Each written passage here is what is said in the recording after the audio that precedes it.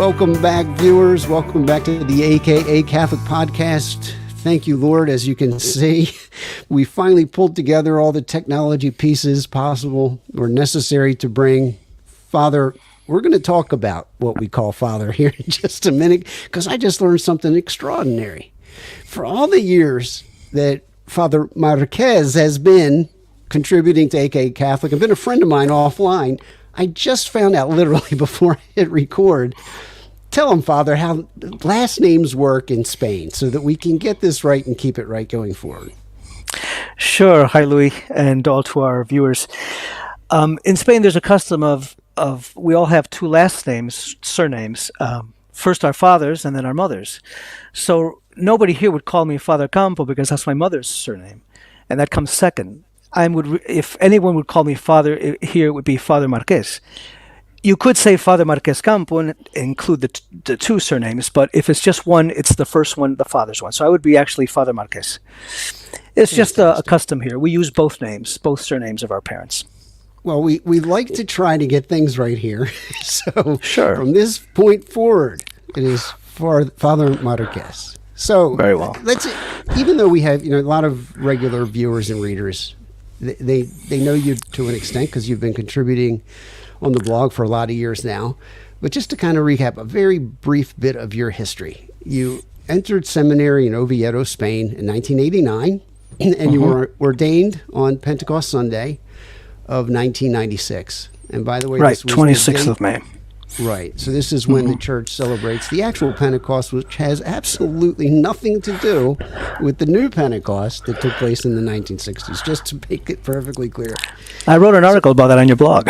Yes, you did. A very good one. Right. With some doctrinal errors in the Novus Ordo celebration of Pentecost, which is stunning. And we're going to talk a little bit about that, the degree to which the lex credendi, the law of belief, informs the law of prayer in the sacred liturgy of the Holy Roman Catholic Church, not so much in the Novus Ordo. Anyway, Father, I thought we would begin, if you don't mind. I just want to ask you a few questions about your relationship with the liturgy and things of that nature. To start with, I'm curious to know, I don't think I've ever asked you this privately. In the years prior to entering seminary, were you exposed to the traditional Latin Mass at all, even if only through books or other media? To what extent were you exposed to it? Well, since I was born in 1962, as a very small child, I did have some limited experience with the traditional rite. Not so much in Spain that I don't recall too much. I was too little then, because we moved when I was about 3 to the United States, and I grew up in the Chicagoland area. And the first parish I knew back in the States was in the Polish neighborhood, St. Hyacinth in Chicago. And it was a wonderful parish. This was 1966, 67, 68. My first school experience. And the parish school was run by good traditional Catholics. As a pious Catholic family, we felt at home. Obviously, none of us spoke Polish or English. As a child, I picked up English rather sooner than my parents did, obviously. But the parish we felt at home because it was a Catholic parish. And the nuns were like mothers to us. The priests were like fathers to us. And of course, it was a different time. My generation, it was a very special one, I guess. We went to Mass at school. And I fondly remember the vestments, the Roman vestments, and the sweet smell of incense, and the chanting. And what always captivated me, and as a child, these things really impact you for life, is the chanting of Per omnia saecula saeculorum. I thought, that sounds amazing. It was so evocative because Latin is such a beautiful language. And it's something that I was just born that way, I guess, And now I sing that myself. I'm no longer a boy, but now I get to sing it, And so I was exposed to that liturgy for a limited time, but it impacted me in such a way that it's continued along my life until now. And so I've had some experience directly, but limited because I was born in 62, and then the reforms came in, and But yeah, I just got the last wisp of the traditional rite before it was mutilated in 1969. So I was born in 61, just the year before you. Yeah, but I really don't have any recollection of the traditional mass as a child. I don't.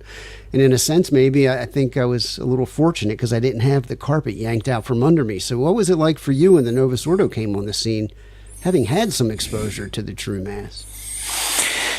Well,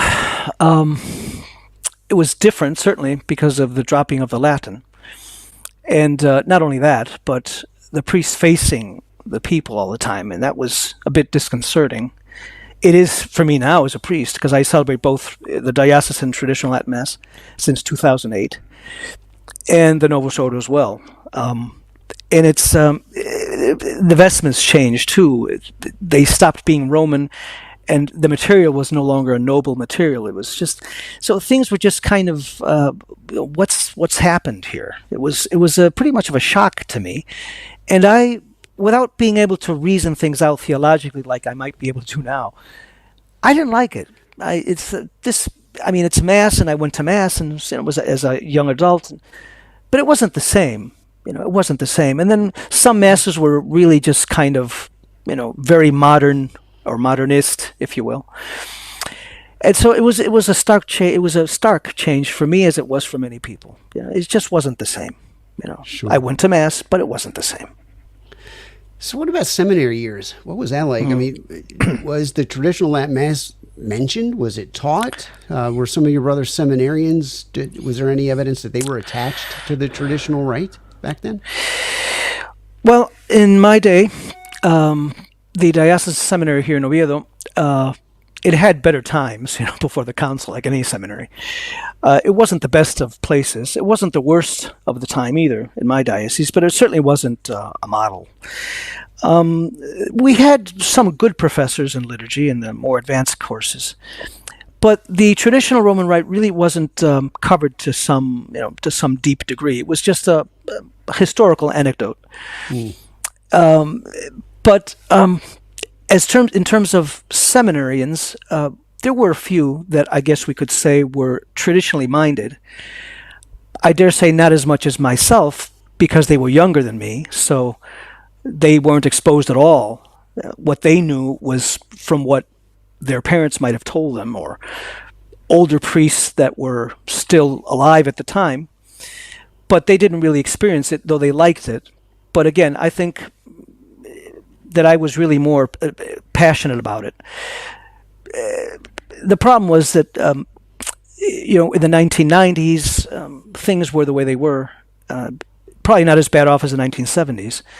But again, nobody would ever dream in the 1990s that any of us would get ordained one day and be able to celebrate the traditional Latin Mass, because that just wasn't a possibility. It was a dream that you would never think could come true. But God had other plans, right? So, right, and then Summorum Pontificum, I gather. If I remember your history correctly, you began celebrating the traditional Roman Rite in 2008. That would have been the year after Summorum Pontificum. Mm-hmm. Did you undertake to study the traditional Latin Mass at that point kind of from scratch, or were you exploring it before Summorum Pontificum? Well, privately, yes. I was always interested in the liturgy. That's something that I was born that way too. And God has graced me with a very deep sensibility for liturgical music, and liturgy itself as the celebration of the mysteries of faith. And I would never be one to celebrate clown masses or any of those things. I mean, I would totally abhor that. It's just something just completely different from my DNA. So I did some research on myself, even before internet came into the scene. I bought books on the liturgy, books that were pre-conciliar books, history of the liturgy, and I discovered quite a lot of things. And that's where I personally found out the differences between the rites, when I did my own personal study. And that confirmed objectively from people who were actual experts on this what I felt as a child and what I started missing as a young adult when the Novus Ordo came in. I said, aha. So it's not just a question of the Latin, it runs deeper, the thing does. Yeah. It's a change of perspective. You're in an interesting position not an enviable one in a sense. I mean, you're incarnated in the Diocese of Oviedo. Your bishop is supportive of you celebrating the traditional liturgy. And if Thank God. Right, didn't you tell me that you're pretty much the only priest in your diocese that does celebrate the traditional rite? At least publicly, in an official capacity, yeah. Okay. I've actually been appointed by the Archbishop. Okay. So you're in a position to speak pretty clearly about the tension between these two rites. I mean, it's one thing for a layman like me to walk out of a Novus Ordo setting and into the traditional Mass, and obviously these are two different rites. It appears to be two different religions, pretty obviously. So can you talk a little bit about that tension from the altar? What's it like, this tension between the two different rites? Oh yeah, that's I've given a lot of thought to that lately, ever since Traditionis Custodes, though before too. They're two different rites, two different underlying theologies. It gets very tiresome just to be gazing upon the people all the time, and my face is always a distraction for them too. It's an anthropocentric rite, the Novus Ordo. It's all very community based. The altar facing the people. Liturgically, that's ridiculous. I mean, the altar is for a sacrifice. It's made to God. It's not a community meal.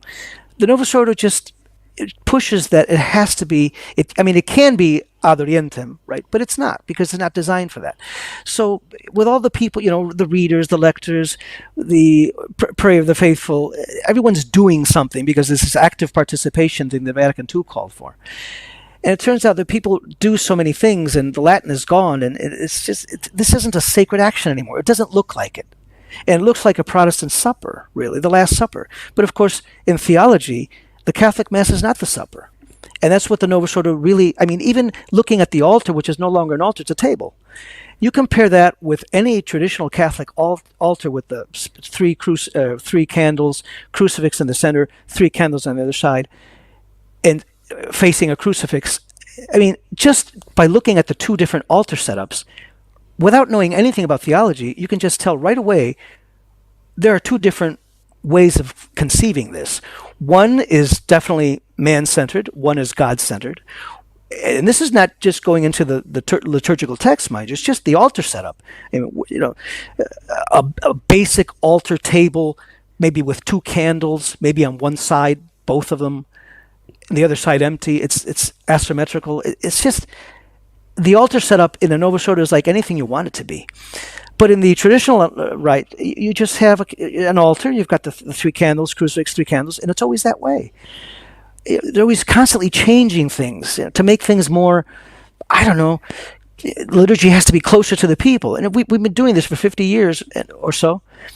And never before has the people of supposedly God have been further away from God because of this liturgy that just alienates them.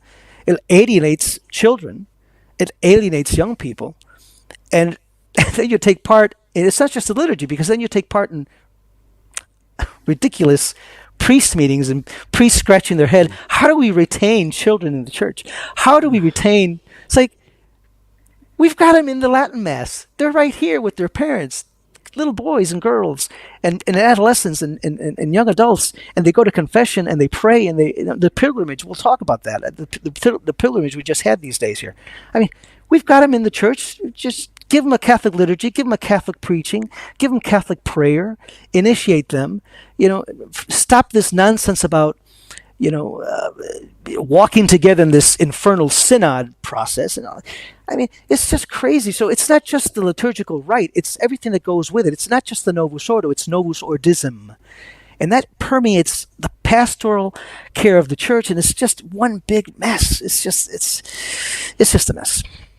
I've had a couple of different priests that I've engaged about the Novus Ordo and all of the deficiencies with it. They would say, in response perhaps to what you just said, yeah, but you're saying that you can look at the altar of a Novus Ordo and see a table, but you can also see an altar. If you want, say, hey, it's Catholic, because you can look at it in a Catholic way. They'll say the same about any number of prayers, the consecration narrative, which is now a narrative. You're telling a story to the people. The fact of the matter is, though, that's not Catholic liturgy. In Mediator Dei, Pius XII, writing about the liturgy, said the entire liturgy has the Catholic faith for its content. It doesn't have some amalgam of heresy and Catholic where you can seek out the Catholic interpretation. No, the whole thing's Catholic. Period, end of. It can't be viewed in a Protestant way, and you can't say that about the Novus Ordo. Now, I just have one last question before we talk about the pilgrimage that just took place in your diocese. And I think I'm going to save it, though. I want to save it to the end, because maybe we'll park this in the back of your mind and I'll ask you after we go through this whole thing. It might be the most appropriate time to ask what you might say to a brother priest who's now just Novus Ordo, but he's feeling drawn toward the true Roman rite. What kind of advice might you give that priest about making that move? I think we'll come back to that. So for now, though, I'd love to talk about something positive, something people can sink their teeth into and feel good about. You know, I encountered the question, and I've pondered it myself a lot. Where is the visible church? We know the church is going to be with us to the end of time, but she's going to be visible. Where is she? Well, I think, if anybody that's visited the blog in the past few days, I posted some of your comments and photographs and a video thank you. From the recent pilgrimage from your Diocese of Oviedo to Covadonga. Tell us about that pilgrimage, Father. It looks like a wonderful event. Well, great books on this. And my participation was always limited because of my obligations and family obligations too. But where to begin? My God, this is the third time we've done it. 2021 was the first. The idea is to do something similar to what the Paris Chartres pilgrimage around Pentecost every year. They've been doing it for 40 some years now, and they're up to 16,000. I've heard up to 20,000 pilgrims from all over the world. So someone was inspired by the Holy Spirit here. Why don't we try to do something similar in Spain? God knows we know it. We need it. So fortunately, in 2021, this started, and it was. The organizers really expected only a busload of people, 50, 60 people. Turns out it was 500 in the first year. And it was the first time that I was able to celebrate the traditional Roman Mass in the solemn form, High Mass, with deacon and subdeacon.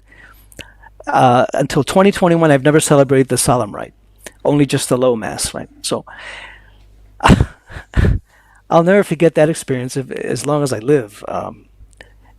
Just the pious details of the deacon always kissing the celebrant's hand every time they exchange liturgical objects. The incenser, the thurible, the spoon for the incense.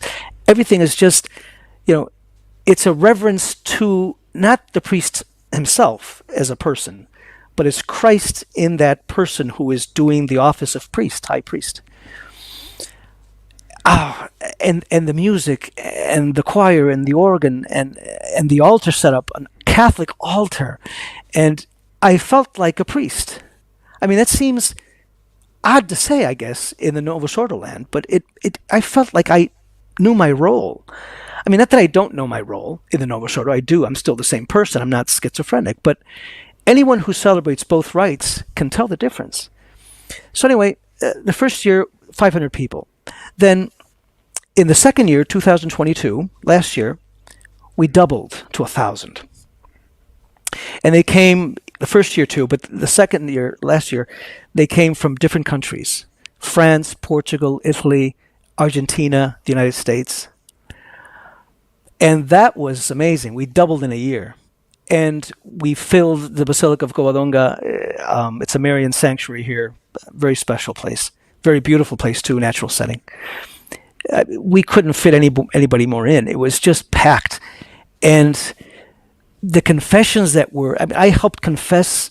There were, in one of the solemn masses outdoors in part of the route, between Oviedo and Covadonga was like 90 kilometers or 60 miles, 20 miles a day, 30 kilometers a day. And during the high masses, people are praying, people are adoring, people are confessing. Endless confessions, Louis. Endless confessions. There were 8 of us, priests. Each of us had a line of people wanting to confess their sins. I mean, talk about apostolic fruitfulness. I mean, and I saw the piety in these young people's faces and their parents. And like, these people aren't, Spain is a very touristy country, but they're not on vacation. They're on a pilgrimage. And there's a lot of priests, a lot of shepherds to shepherd the sheep of the Lord. There's rosary, there's adoration of the Blessed Sacrament, benediction, there's meditations. There's, this year, for example, last year too, here's a booklet for the pilgrim. See that? It's in Spanish, the Book of the Pilgrim. It's got all the texts of the Mass that are going to be celebrated. There are meditations here, good ones, a little catechism with all the Catholic doctrine. And, this is not just a throwaway thing. You keep it afterwards. You can be a Catholic just with the little booklet. I mean, the organization's impressive. Everything. It's just... And then this year, there were 1,200 people. Again, endless confessions. Adoration in the cathedral on the eve of the official start. Endless confessions. The smell of incense that brought me back to my childhood. That smell, that prayerful offering up of prayers of Holy Mother Church. I saw the church visible, and I heard the church audible. And I smelled not so much the sheep or the shepherds, though there were a lot of both, but the sweet smell of that incense that rises up to God, that prayer, that liturgical prayer that we are unworthy really to participate in, because it's the prayer of the church. It's not our personal prayer. It's the public worship of the Immaculate Spouse of Christ, which is the church, that we are privileged to take part in. The liturgy is not our own thing. It's not our own. We can't do what we want to the liturgy. It's not ours. It's given to us. It's handed down through tradition, apostolic tradition. It's something that we don't manipulate. That's something that Novus Ordo has no idea. The liturgy is a toy that we can do with it what we want with it. No, it's not. It's something that we receive through apostolic tradition. And our participation in it is by grace. To participate in the worship of the church, not your own personal worship, not your own parish, not your own group, not your own diocese. It's the universal church, the one common language, Latin again, brought me back to my childhood again, and with these beautiful young people. And I mean, and in the Basilica this year, I recorded that video you shared, the Adoro Te Devote from Thomas Aquinas, St. Thomas Aquinas, beautifully sung. The Basilica packed during Holy Communion. I mean, I was actually moved when I recorded that video. That's the church. So far removed from all this infernal synod nonsense and all this useless reunions of let's question everything, let's... Sheer madness. And this is peace and the sweet smell of incense and vestments, beautiful vestments. The deacon kissing the hand of the celebrant. Of course he does, because it's Christ who's going to, through his hands, are going to be distributed. I mean, it's an experience. I saw a lad, but maybe 22 years old, on his knees with rosary in his hand. He was deep in prayer. I've never seen that at Novus Ordo. I've never seen that. Must have been 22 years old. It's like the grace of God rung strongly in this boy. I mean, and people just on their knees praying and just amazing. It's just amazing. These pilgrimages do so well. So they do so much good. It's just the Catholic Church. That's all it is. You want to see the church? There it is. You want to hear the church? There it is. Well, it sounds like it certainly did good for the pilgrims, the lay people. Oh, sure. Absolutely. It obviously did an awful lot of good for you and for the other priests who were present. I can't put it in words. I try to, but I just can't. The experience is just overwhelmingly beautiful. It's just, you felt like a priest, that you were actually useful as a priest. It's just... So imagine trying to organize a pilgrimage just like that. Same in every detail, except it's going to be Novus Ordo the entire way. Well, won't work. It's just not going to, right. It's just not going to Catholic. It's like mixing oil and water. It's not going to happen. No, it's not going to work. So it's... Even if you had good priests, but it's not going to work. It's just not the same. It's not the same. Well, they're two different faiths, and that kind of gives us a great opportunity to segue into Traditionis Custodes. I'm going to say it correctly in this podcast as much as I can, because I'm very used to saying tradiciones cojones. I literally have to stop myself every time. Right. But I won't say the second part of that and the reason why I started that cojones thing. But this is one of the things about this document, Father, that I appreciate very much. I have to tell you, I appreciate Jorge Bergoglio very much. As long as we're clear about why I appreciate him. I appreciate him because Benedict's... makes things very clear. He does he not? I mean, Benedict's sheep's clothing was a little more convincing. I would give me the Francises all day long because they're very clear and they set stark black and white lines between what's Catholic and what isn't. And clarity is a gift from God. Confusion is of the devil. And Bergoglio gives us, inadvertently, he gives us an awful lot of clarity. Traditiones custodes, I almost did it again, is one of those things. And he talks very plainly about the fact that the Novus Ordo, this is from henceforth, this is the lex orandi of the church, the conciliar church, over which he's ruling and reigning. He's right. We can't argue with him. It's 100% true. It kind of goes back to everything that you said. The Novus Ordo is a different rite. It's inspired by a different set of beliefs.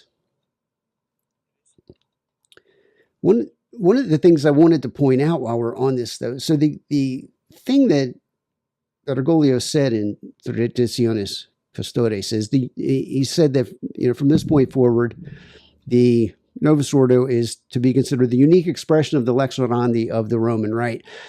And I want to point out, it seems to be there's a little bit of confusion about lex orandi. You hear people say it all the time, lex orandi, lex credendi. And the takeaway for many people is that the law of prayer informs the law of belief. That's actually a little bit backwards. Pius XII in that document, Mediator Dei, that I mentioned earlier, saw fit to clarify the proper relationship between the law of prayer and the law of belief. He said, quote, "If one desires to differentiate and describe the relationship between faith and the sacred liturgy in absolute and general terms, it is perfectly correct to say, lex credendi legem statuat supplicandi, which means, let the rule of belief determine the rule of prayer." And so it kind of makes sense. It's what the church believes is made manifest in the sacred liturgy. Sacred liturgy is a manifestation of the unity of faith that the church enjoys. Not so with the Novus Ordo. In a sense, it is. The law of prayer, that is the Novus Ordo, is motivated by, it's an extension of, a manifestation of what the conciliar church believes, which is something totally different in many ways from what the one true Church of Christ believes. So I think on that note, we have to be thankful that Bergoglio is, he's a pretty straight shooter when you get right down to it. He doesn't mince words. Oh, no, he makes it very clear. I would say, though, it's not just what he says, the Novus Ordo being the unique expression. He specifically means the only expression, too. It's unique, absolutely. But only. He's absolutely marginalizing the traditional Roman Rite as this is no longer the Roman Rite. That's absurd.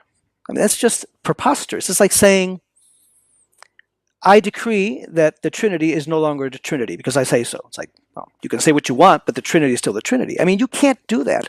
If anything is not the Roman Rite, it's the Novus Ordo. That's not the Roman Rite. Even if it has certain elements, retained. I think someone did a study on this, you may know.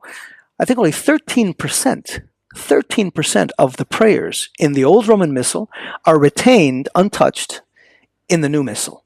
13%.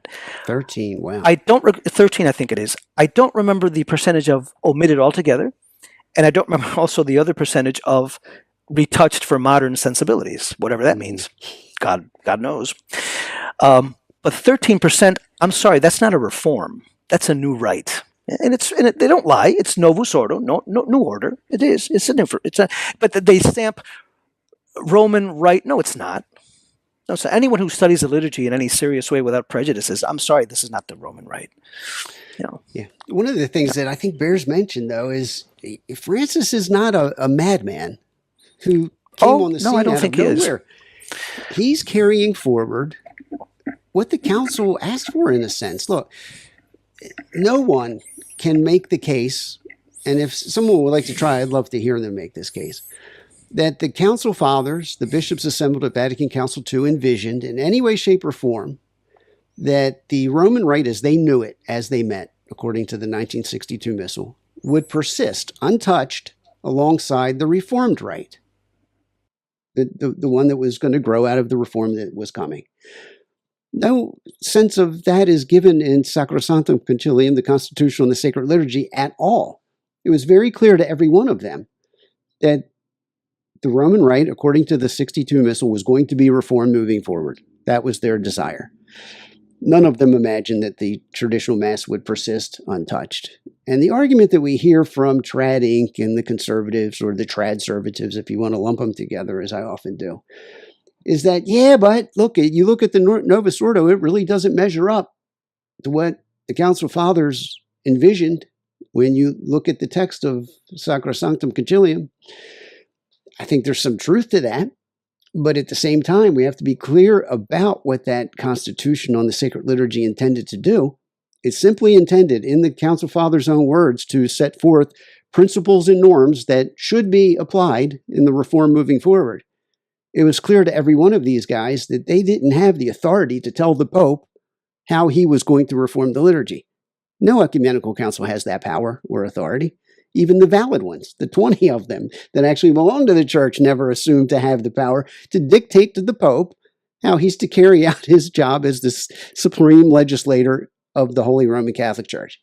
He operates in that capacity freely. So I think that's one of the things that may bear mention. I've been confronted with this before. Look, all of the traditional-minded bishops went along with Sacrosanctum Concilium. Well, the reason is because they understood that the Pope, the supreme legislator, he's going to actually carry out the reform. Whatever deficiencies there are in the Constitution, that's, he'll take care of it. Well, it ended up in the lap of Paul VI, and you see what we got. But if you're going to pound the pulpit and tell me that Paul VI was a pope, the Holy Roman Pontiff and Vicar of Christ, and so were the men that came after him, up to and including Francis, stop your complaining. You really don't have a leg to stand on. No, because the Pope sanctioned it. So that's the reform. And even if it does go beyond what Sacrosanctum Concilium actually said, it doesn't matter. It's a moot point because it's signed by Paul VI. That's it. And we're not going to accuse the Pope of not following his own counsel. That doesn't make sense. I mean, we're not talking about some progressive theologian, the typical heretic. No, we're talking about supposedly the Pope who sanctions what the council said, even if it doesn't exactly say that. But it doesn't matter because I'm the Pope and I signed it, and that's it. That's the reform. And I put on the books, this is a Roman Rite reformed according to the decrees of Vatican II, because I say so. And if he's the Pope, well, that's it. You have to accept it, even if it's not true, but you have to accept it. Right, I agree. So we have this. I mean, you make a valid point, that you really don't have a leg to stand on. If the Pope sanctions it, we can't complain that it goes beyond it doesn't matter. He sanctions it. He's the Pope, right? So that's it. Right. The Pope's not beholden to carry out the council's idea of what a reform should look like. He's the Pope. He's the supreme legislator. He gets to decide as an individual. He could take into consideration what the council suggested as a particular norm or principle that should be applied, but ultimately he makes the call. And as far as getting rid of the traditional Roman Rite, the idea is preposterous. However, like the word abrogated, Francis uses that word in Traditionis Custodis. He talks about abrogating all of the norms that were established before this motu proprio.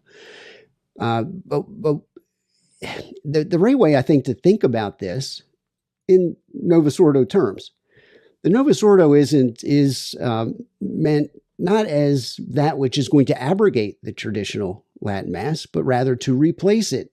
And this isn't Bergoglio operating on his own. He doesn't have an original bone in his body.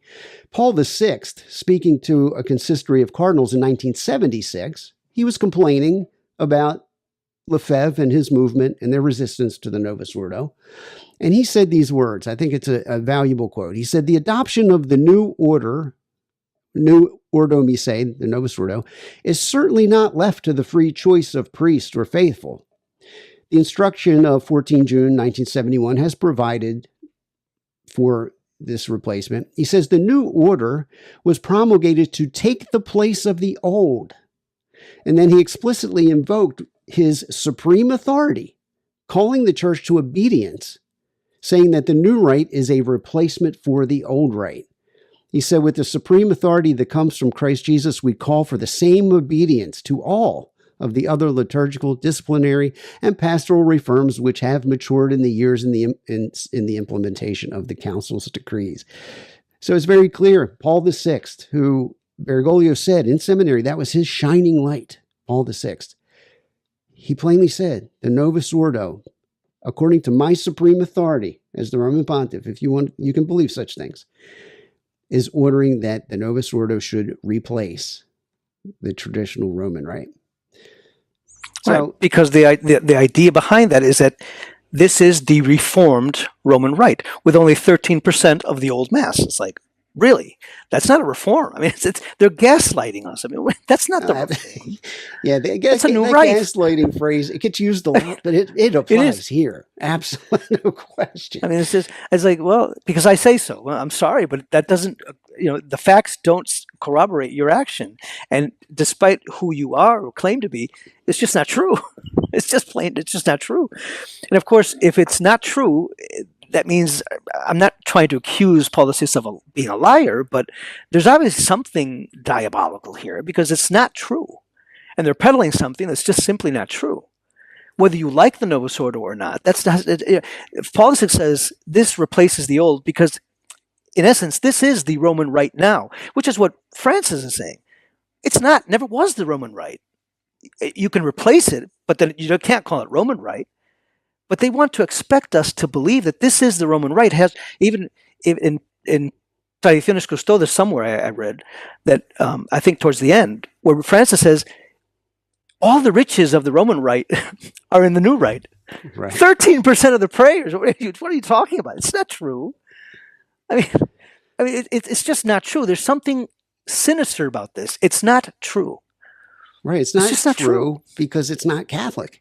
This was one of the things that I most appreciated about our three-way conversation with Brian McCall. Brian McCall, yes, it was very nice. Talking about the liturgy, and he and I agree on this very important point, that Novus Ordo is not Catholic. No. And it's not Catholic because the conciliar church and the faith that it teaches is not Catholic. So, I mean, I think, I feel sorry in a sense for those people who are caught up in trad ink and following the dictates of those who speak for this movement, traditionalism, who are going to somehow save the church. They're going to stand up against Pope Francis, which is a laughable thought in and of itself, that the lay people are going to rally to stand up against the Pope. You'd be hard-pressed to come up with a least Catholic thought than that. But I feel for these people who are trying to, jam that square peg into the round hole. This thing's not Catholic. And until they get over the hump that the conciliar church and its religion is not Catholic, and neither is their primary rite, the Novus Ordo, they're going to be mired in confusion for the rest of their lives. The situation is really dramatic because Francis here in his document, he says something that's true and at the same time that's impossible. So it's a strange paradox. And until we clear this up, there'll never be a pax liturgica. There'll never be peace in the church because he's saying something that's very seriously wrong. He's claiming that the old Roman rite is not only it's not the Roman rite anymore, which is ridiculous, but that it no longer expresses the Catholic faith after Vatican II. That's impossible. That cannot be. And yet it is true that it does not represent the faith after Vatican II. So then we have a very big problem on our hands. And if there is some sort of incompatibility, it's not the old rite's fault. That there may be something wrong then with the faith after Vatican II. So it brings us back to the council again. So it's the council that's wrong. Absolutely. It can't be the old rite because that's been what the church has been celebrating for 1,500 years, or 1,900 years. give or take. I mean, the Roman Rite as such, but it has its apostolic roots. But the Roman as Roman Rite, I think it's from the 3rd or 4th century, as such. But the point is, he's making a statement that cannot be true. You can't say this no longer represents the faith, because that is dangerously wrong. It's diabolically wrong. Why can't it express the faith? That it must be suppressed because of the unity of the church and all this nonsense. The church has been one, praying the same prayers for centuries and centuries and centuries. So that's a big problem until we settle this, that there's something wrong with the council or the post-conciliar era. There'll never be peace in the church. We'll always be fighting because we have to settle this once and for all. How can the rite of the Roman Catholic Church, just reach an end point after 1965? We can't pray like this anymore because we don't believe like this anymore? Is that so? Well, then we don't believe like Catholics anymore. You can't say that the old Roman Rite isn't Catholic. That doesn't make sense. But that's what he's saying. That's no longer Catholic. What he really means, though he doesn't admit it, is that it doesn't represent the conciliar faith. No, that's true. Absolutely. But then the conciliar faith isn't the Catholic faith, because then there'll be no problem, right? Yeah, so it's just common sense. Right, the answer is it's right there in front of us. It's right there. Bergoglio and says... he says it. He says the quiet himself. part out loud. Yeah. He's brazen in that way, but he's not creating anything new. And the quiet part was said out loud by Cardinal Ottaviani and Cardinal Bacci when they put out the so-called Ottaviani intervention. Right. He plainly says in this intervention, which he submitted directly to Paul VI, he said that the Novus Ordo represents a striking departure from the Catholic theology of the Mass. And now you have Cardinal Roach, who back in March, detail, as a whole, and in detail. That's right, exactly. That's a pretty strong criticism. Quote. Absolutely. It's a pretty strong Cardinal criticism. Roach, the henchman for Bergoglio, he said the same thing to the BBC in March. He said the theology of the church has changed. So the thing is, I honestly think good people, we complicate things that really aren't that complex. Everything that we're talking about adds up to what you just said. The faith changed at Vatican II. The conciliar faith is not the Catholic faith. They're two different religions. Of course they have two different rites. They're admitting it. Right. That's what they're saying. They're telling us this. They're telling us that. Well, we already know. But it's nice to be told by your enemy that you're right. So we were right all along. So poor Archbishop Lefebvre was right all along. Thanks. Sure, he was right. He was dead on the money when he said the conciliar church is not the Catholic Church.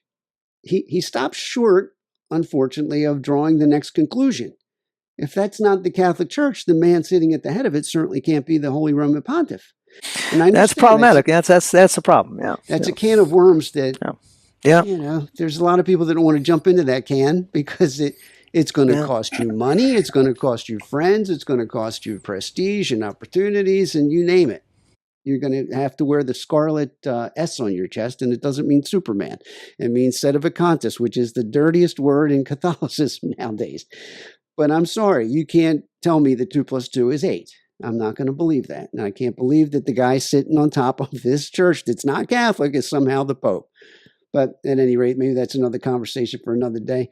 One of the other things that jumped out to me, and if you read Traditionis Custodes for what it actually says, there was a sense, especially early on, trying to turn Roach into a boogeyman. Like he's this bad guy.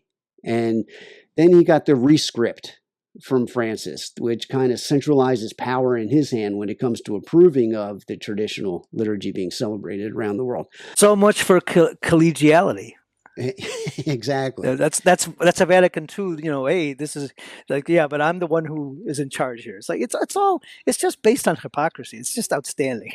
It's a remarkable hypocrisy here. Right? Has there been a less collegial regime in the conciliar church than the Bergoglio regime? No. He is exactly what that book called him, the dictator pope. But in a sense, that's just it, though, Father. You can see Satan's fingerprints all over this thing because he takes things that are true and good and twists them to evil ends. The Pope is, in a sense, he's not a dictator. he's a benevolent king in a sense, because he speaks and acts on behalf of Christ the King, the most benevolent of kings. So there's something to it. Of course, the Pope should be calling the shots singularly, because he's the supreme legislator. He's the supreme ruler of the church on earth.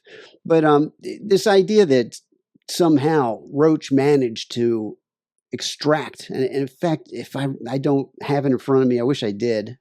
Peter Kwasniewski, who's a very nice guy, and I enjoy he's a good friend, mixing it up with him and corresponding. He's very knowledgeable, and has a great capacity of communicating and writing and conferences, and he speaks like a genuine believing Catholic. It's wonderful. Yeah, I have a lot of hope for him. I mean, one of the things that he talked about early on was kind of painting the picture that Roach was able to extract from Francis this rescript that gave him this power. And I don't think it took much effort. I think it's probably easy to do. And he kind of likened it at time when, at the Last Supper, when Jesus turned to Judas and said, "Do what you must do." I'm like, that's a little bit of a stretch for me, because when you look at Traditionis Custodes for what it actually says, in several different places, it says that the changes that are happening, even though he gives lip service to the bishop being the moderator and promoter and guardian of the liturgical life of his diocese, he makes it clear that whatever is going to happen in that diocese is going to happen according to the guidelines established by the Apostolic See. He says it in a couple of different places. And then he also makes it clear that he's imparted authority to the Congregation for Sacred Rites and the Discipline of the Sacraments, or whatever the heck Roach sits atop of. He's granted authority to them. This whole thing comes back to Francis. Francis's feet are firmly planted in the council. So, there is no Judas thing going on in the Bergoglian regime. They're simply carrying forward the revolution more aggressively than those who came before them. Mm-hmm. No doubt. The text itself is just malignant. It's just cruelty and falsehoods, just based on lies. He mentions here about the survey that I took the survey.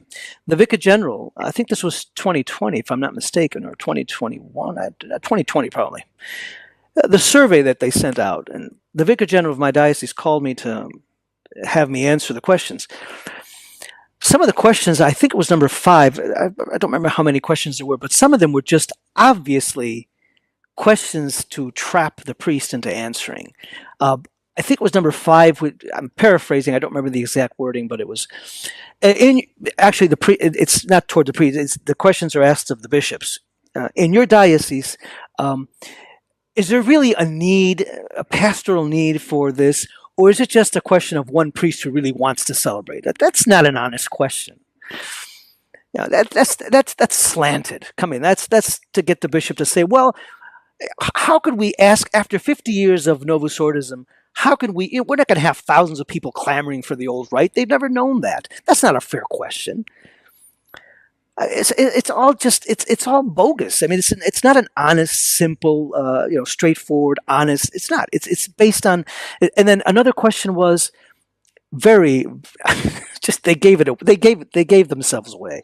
One of the questions in the survey to the bishops was, in your diocese, does the Novus Ordo is the Novus Ordo Mass ever celebrated like the old Mass? It's like, it's like you're going so far as to say, watch out, Bishop. I mean, watch out for those priests who celebrate the Novus Ordo, but use lace, Roman chasubles, Latin. I mean, ad orientem. That's a no-no. It's like, so it's not just the old rite; it's the Novus Ordo, as if it were like the old rite. That's not an honest question. I mean, the whole thing is just ridiculous. And then the survey results, which have never been published, I think it was Diane Montagna, I think she writes for the Remnant, that uncovered that there weren't so many negative answers to that. It was just, some bishops, well, there's peace here, there's no problem. Maybe bishops don't care much for it, but they let people be, and that's it, no problem. And so the lie is that we've had problems, the survey is all negative and such, And so I'm forced by, you bishops, my brother bishops, are asking me to take measures on this. And then he quotes John Paul II and Benedict XVI as being very benevolent, and he's going to be even more benevolent, but he has to withdraw their permissions because the bishops have said that this is a disaster in the diocese, which is not true. Again, it's not true because we have never seen the results. And some of the questions that I just mentioned are just ridiculous questions. So, I mean, this is like the synod. It's all predetermined. They want the result that they want, and they give themselves the excuse to cover themselves with a listening church, which it's ridiculous because they only listen to themselves. The conclusions are already done before any of the reunions started for the synod. And the same thing with this ridiculous survey. They want to get rid of the Mass because they are seeing that this is growing everywhere. My understanding was that the first pilgrimage we had in 2021 came to the attention of the Vatican. And I remember somebody telling me it didn't sit well very much over there because we don't want another Chartres pilgrimage starting up. Right? Why not? So they want to get rid of this. And so they make up this excuse that, well, the circumstances, it's causing disunity. We have to take away these permissions. And it's ridiculous. It's just absurd. It's based on lies. And we know who's responsible for the lying. The father of lies. Absolutely. It's not true. It's lying. The behavior of this regime, it's evidence, clear-cut evidence that it's not a papacy. Think about the survey thing. He's a politician. He's a political animal. Absolutely. It amazes me how many people in the so-called traditional movement who insist that it's an absolute must that you accept and publicly proclaim that Jorge Bergoglio is the Holy Roman Pontiff, His Holiness Francis, gloriously reigning. If not for who's trying to destroy the Roman Rite, who's trying to subvert Catholic morality. I mean, it's like, okay, whatever suits your fancy. Supposedly someone like me, who's been very vocal about the fact that man can't possibly be the Pope because he's not a Catholic of any rank, according to the requirements for membership established by Holy Mother Church herself. But people like me, we're on the fast road to hell and heresy because I don't accept that this man could possibly be the Pope. But yet those same people are acting like, hey, we've never seen that survey result. How about showing us the results of that survey? As if the Holy Roman Catholic Church is some sort of democracy. Well, what if Bergoglio did produce survey results and you didn't like the result? What the hell's the difference? He's the supreme legislator of the church, according to you.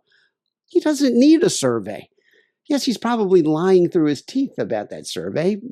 Who cares? If you really believe he's the Pope, like I said in the beginning, that doesn't matter. That's a good point too. Yeah, what's the point? Yeah. I mean, the survey is just, it's fluff. It's propaganda because that's how secular operations operate. And that thing in Rome is a secular operation in the business of peddling something that they're calling a religion. They call it the Catholic religion. It's identity theft. That's not the Catholic religion in Rome today. But yeah, the whole survey thing, I was surprised at the extent that people who claim that Bergoglio absolutely is the Pope and you have to stand up and confirm it along with me, got their underwear in a knot over this survey. What is the difference? If he's the Pope, it doesn't really matter, does it? No. And you've been making the point, and you made it, as I recall, with our conversation with Brian McCall, and your AKA podcasts of late, you're saying something that's very true. You're saying you're not trying to convince people to agree with you about whether he's the Pope or not, because in essence, many people who are criticizing Francis for all the legitimate reasons that we criticize him for, they already agree with you in essence. They stop short of saying he's not the Pope. Fine, I can understand that. It's a problem to say he's not the Pope. I understand that. But your point is, look how you talk about him. It's not me, it's you. Look what you say about him. Listen to yourself. Does that sound like a Catholic talking about a Pope? You don't believe he's a Pope either. You just don't admit it. But your actions, your words, and that point must really strike hard in the hearts of people who, and I understand it's difficult to come out and say he's not the Pope, but they certainly don't act as if he were. the Pope. I mean, and you point that out. It's like you don't have to agree with me because you already do. Just listen to yourself. Just, and I think that point really hits home for a lot of people. They may not go that far as or be as, let's say, brave as you to risk being labeled a set of accountants. But again, the point is, we can't follow this man because of what he's doing. No Catholic is obligated to follow heresy or error. So if you want to think he's a Pope, go ahead. You don't follow him. How do you justify from a Catholic viewpoint, he's the Pope, but I can't follow him? You have to, if he's the Pope. But you can't, because your Catholic sense stops you, because he's preaching heresy, blasphemy, insolence, idolatry, apostasy on steroids. The Pachamama, the Canada thing. I mean, that's just... You want to continue saying he's a Pope? Go ahead, but you have to follow him. But you can't, can you? So the way I deal with this, and maybe that's not the best way, is it doesn't really matter. I mean, it's important to know who the Pope is. It's not what I'm trying to say. But look, it doesn't matter because we're going to fight over this. If by some degree he can still be the Pope despite his heresy, you know what?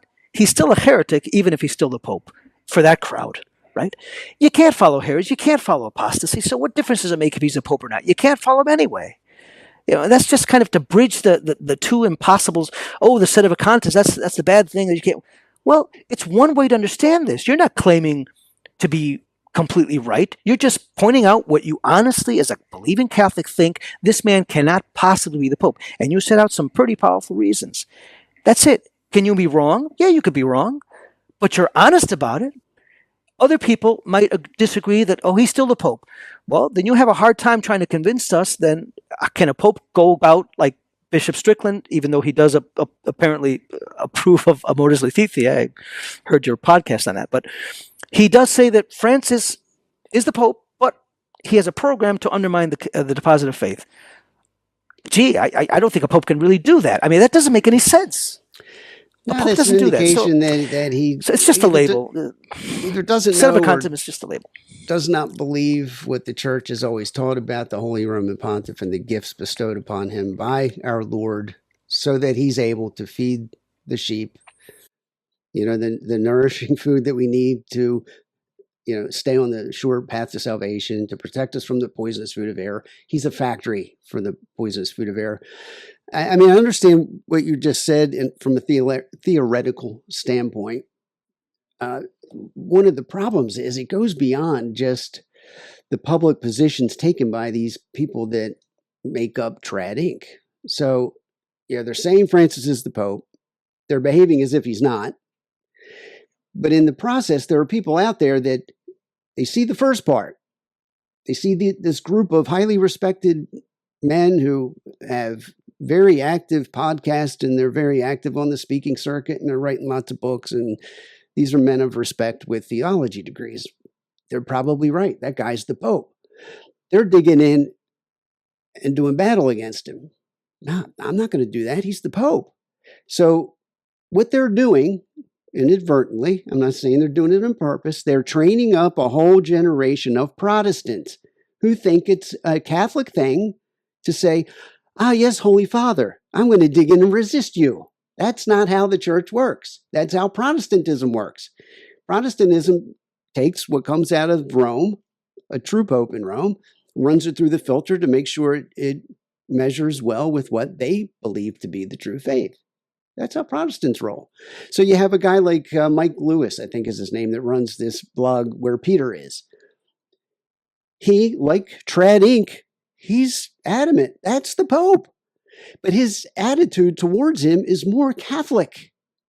Like him or not, his attitude towards Francis is more Catholic than the attitude on display by the people on the traditional circuit. No, you can't have it both ways. You cannot. You're living in just an irreconcilable situation. If he's the Pope, you don't have a leg to stand on. Stop. If he is not the Pope, say so. So anyway, I don't know what's going on inside these men that have to publicly insist that he's the Pope. Our Lord will sort that out. But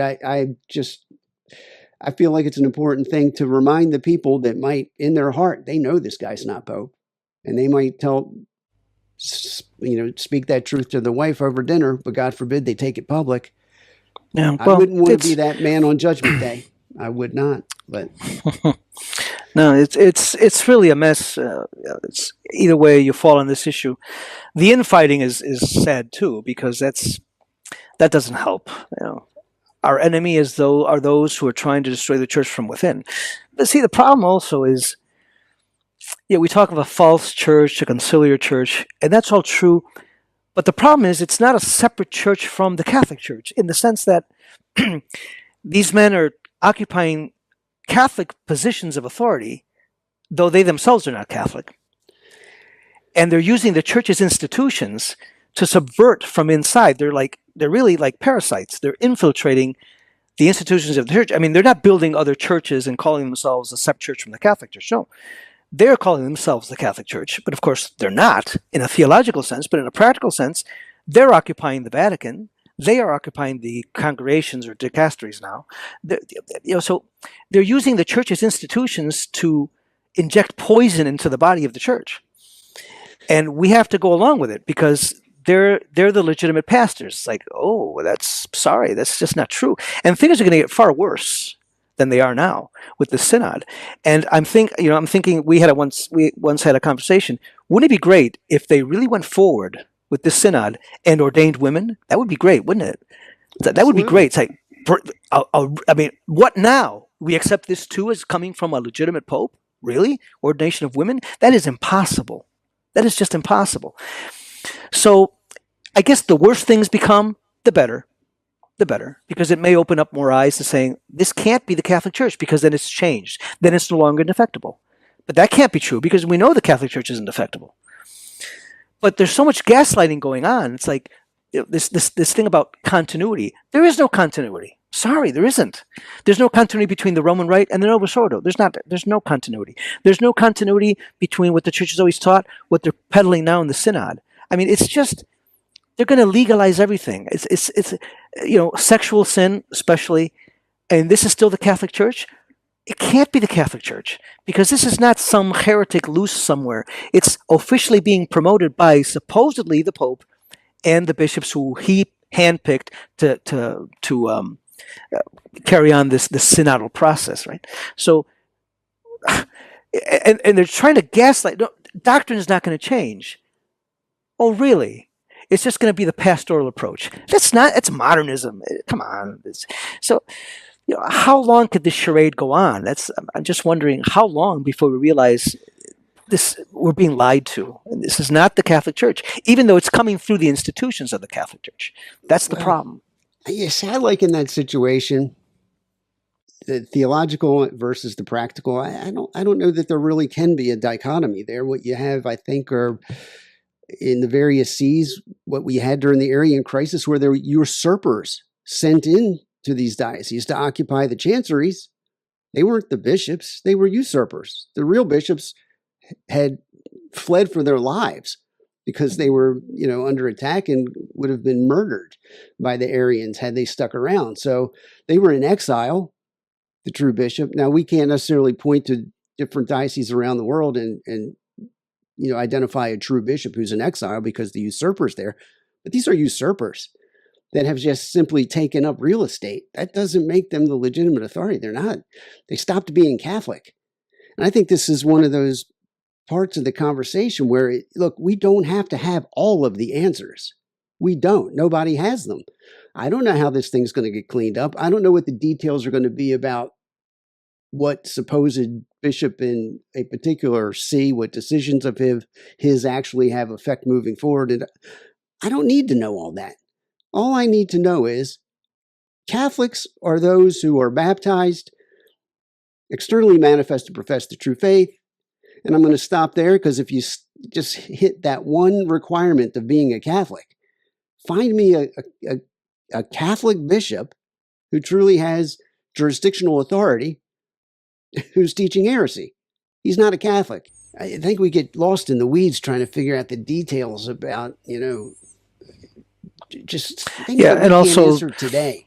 Right, and also the excuses, which layman or a priest even, we don't have the authority. It's not a question of authority. It's a question of, look, you are being taught error.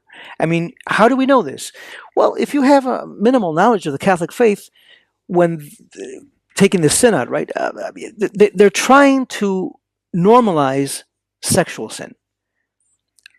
They're not hiding it. It's very open. Does that not ring a bell? Does that not light up something red in your head? Does it? Wait a minute, something's wrong here. I'm being told something that is not Catholic. You don't need a commission of cardinals to tell you that. You've got them doing it. So we're going to normalize sexual sin. Does that seem okay to you?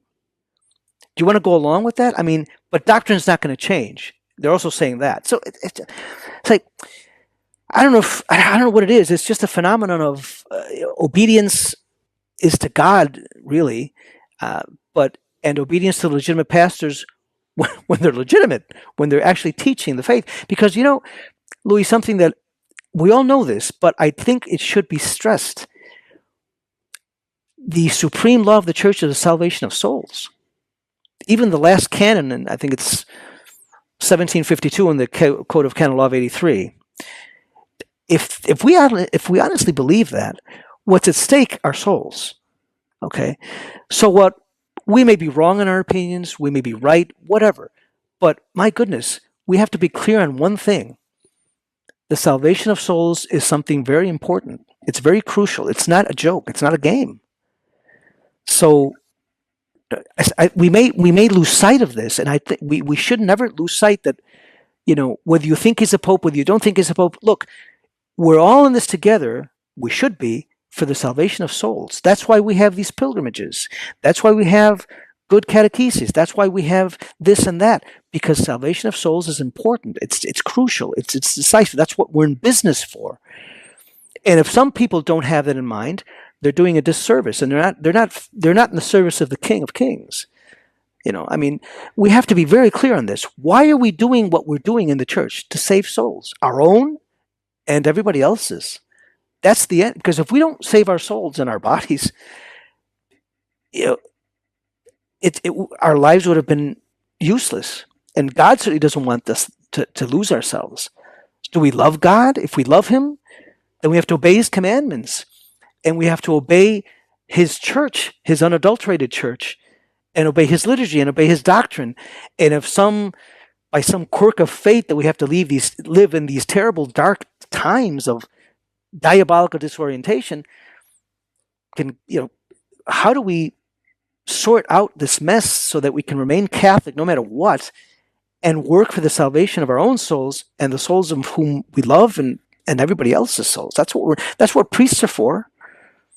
That's what we're supposed to be in business for. I mean, why do we, one of the beautiful things that I experienced also on this pilgrimage is, do you know what it is for 20-year-olds, when being introduced to me by some priest friend, kissing my hand reverently as if it were the most normal thing to do today? It's like, it touches my heart. I mean, it's like, why do they do that? It's not my hand, really. I mean, it's my consecrated hand. It's mine. But because it's through my hand I can give them the Eucharist. It's through my hand I can I can absolve their sins. It's like that piety.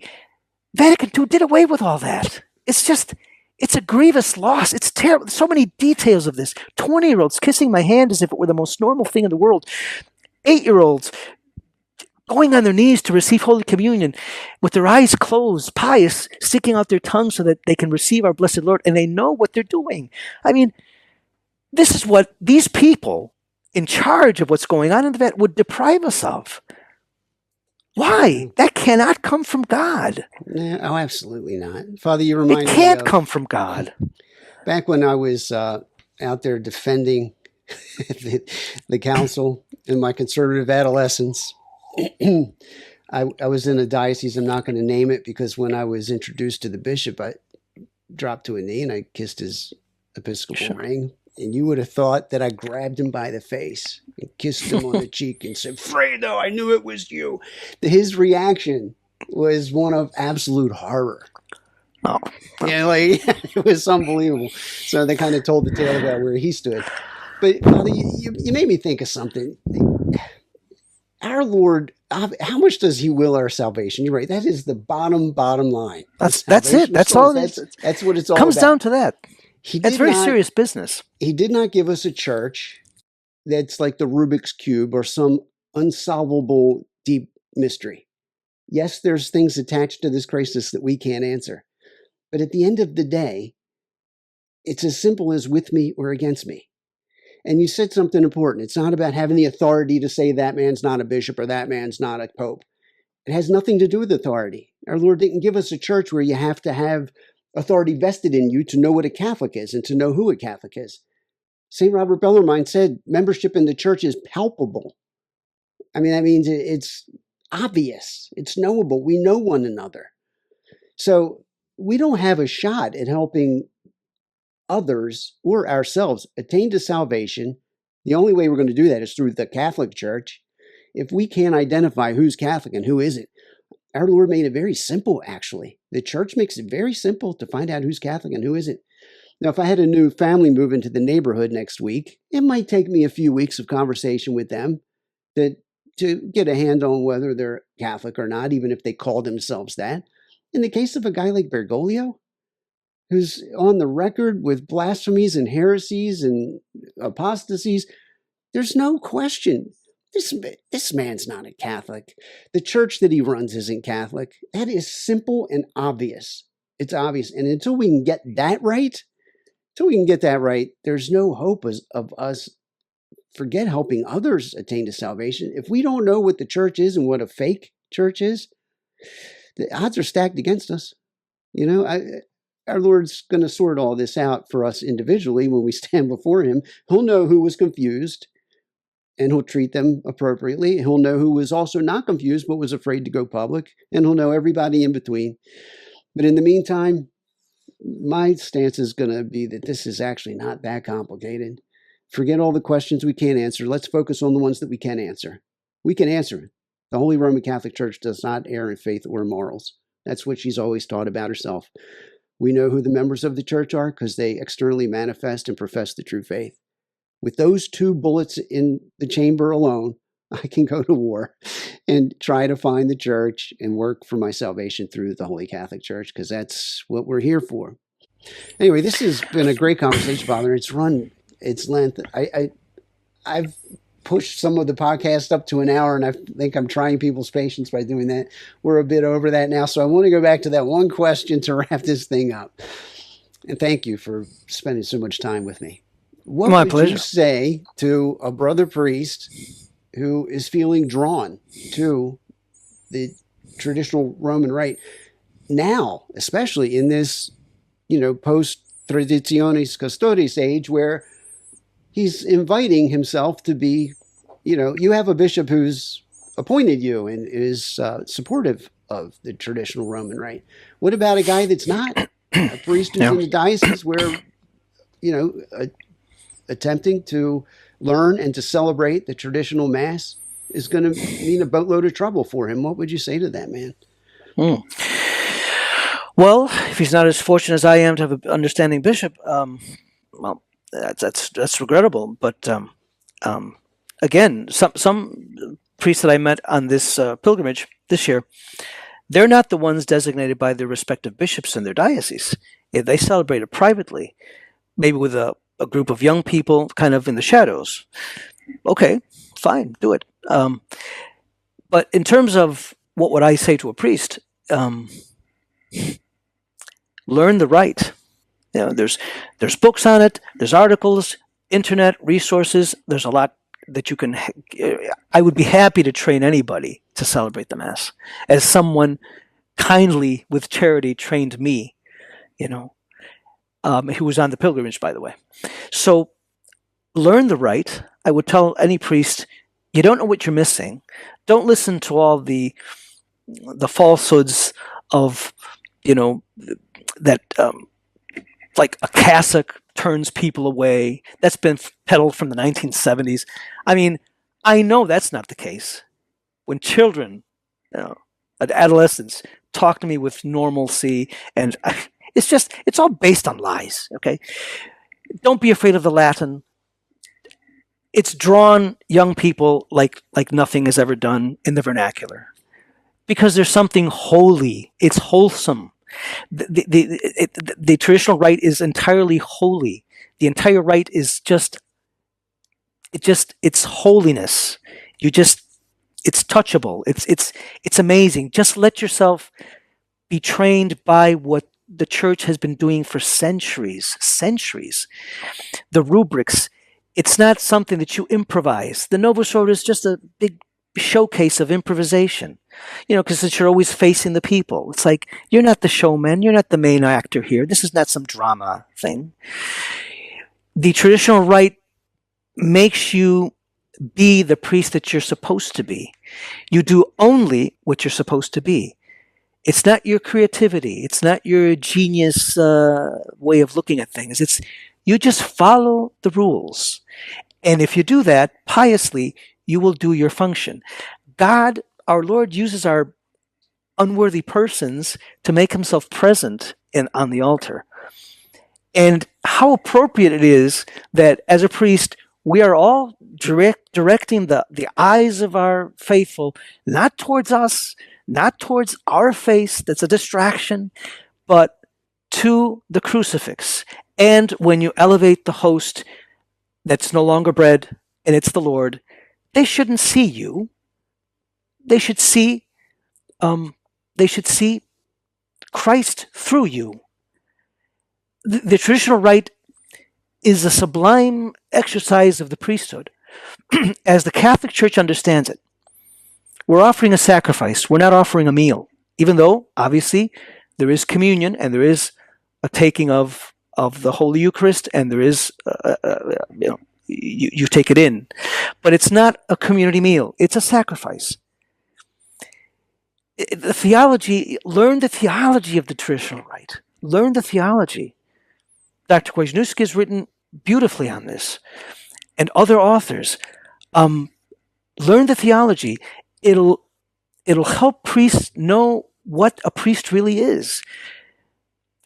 It's harder to be that way in a Novus Ordo, and one of the most sublime things is that being a traditional minded priest, celebrating the traditional rite, people are drawn to it of all ages, and they'll look up to you as a priest, and that should be a humbling experience. When they think with kissing of the hand, it's like, I never once, honest to goodness, I'm speaking from the heart here, okay? Honest to goodness, when these young people kiss my hand, I'm humbled by it. It's not me. It's my consecrated hands. And by the way, the Archbishop who passed away, the one who ordained me in 1996, he was quite old. He was consecrated bishop in 1965. He ordained me in 1966. I'll never forget that day, because even if it was an Novus Ordo, he was an old rite bishop. The way he anointed my hands, I'll never forget that. With patience, with kindness. I mean, my hands are very well anointed. And of course we should kiss the priest's hands. Why not? I mean, but all of this is gone in the Novus. It's gone.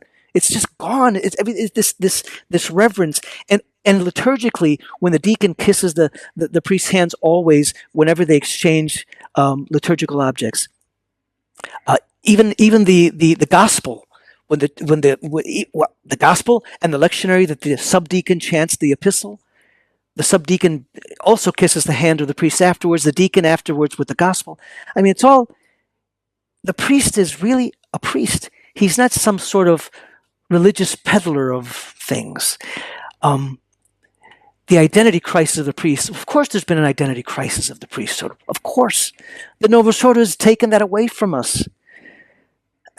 You don't feel like a priest. Of course you don't feel like a priest. You feel like a showman on the altar or the table. And then the sense of sacredness is gone, since everyone can go into the tabernacle and take out the Eucharist to give out, the extraordinary ministry. I mean, that's ruination. I mean, if everyone can handle it, then it's like there's no difference between the priesthood, ministerial priesthood, and the priesthood of the baptized. There is a difference. I would encourage very much any priest not to be afraid to learn the Mass, learn a theology, and be the priest that God wants him to be. And the faithful will appreciate that. And he'll know that when people confess. It's like, Louis, honestly, when these young people confess these days, they look at me as a father. And I cannot help but feel like a father to these people. Because that's one of those, God has graced me with this deep fatherly care for especially young people, because my heart just goes out to them, people of all ages, but little kids, and just I really feel sorry for them because they have such a hard time in this crazy world we live in, and yet they come to me dressed as an akaCatholic, they kneel. It's like they know what they're doing because they see someone special, not because I'm special, because I'm not. I'm just as sinful as anybody else. But they respect my ministry. I'm someone sacred to them, not because of myself, but because of my ministry. It's not just the Mass. It's everything that goes with the Mass. It's all the sacraments. It's the breviary. It's the sacramental rituals. It's everything. So they've ruined everything. They've ruined everything. And the Novus Ordo, yes, I'll never celebrate a clown Mass. That's true. But I know that that's not the future. It's not the future. And the traditional rite will be the future. We're living through a dark age now. We'll get out of it. But I would encourage to really learn this because it touches upon everything else that you do as a priest. It affects every aspect of the priesthood and the faithful and the church and Catholic dogma, Catholic doctrine, Catholic morality. It permeates everything. It gives you a Catholic outlook on life. And what more can you ask? So, by all means, learn it because it's just the Catholic way of life. Yeah, I'm sorry I rambled, but I'm trying to speak from the heart. No, I appreciate that very much. I mean, it's moving to hear you say all these things. But if I were a priest, you're speaking to priests. I always like to encourage viewers, visitors to the blog, share these things. This particular podcast, if you share nothing else, share Father's answer to that question with those priests that you know of who are trying their best to be holy and obviously have a hunger for the Catholic faith that maybe are privately, or maybe they're feeling that call towards the traditional liturgy, and just have them watch the last 5 minutes of this thing to hear what Father Marqués had to say. I'm going to get that right from now on, Father. That's right. Yeah. All right, well, I can't thank you enough for spending time with me here. It's late over there in Spain. What is it? I guess it's 11:30. Yeah. It's 11:30. 6 hours ahead of you. Well, thank you so much. But very happy to be on board, Louis. God bless your efforts, and God bless everyone else's efforts who are trying to sort this out. We're all in this together. So yeah, we'll make it somehow. Yeah. God will. Oh, we will. We will. But we know what we have to do. Yes, we do. All right, Father. Well, hopefully this will not be the last time we come together. Thank you again, and I'm very honored, Louis. Thanks everybody for watching. Look forward to seeing you next time. I'm Louis Brecchio, and that is Father Marqués. Marqués.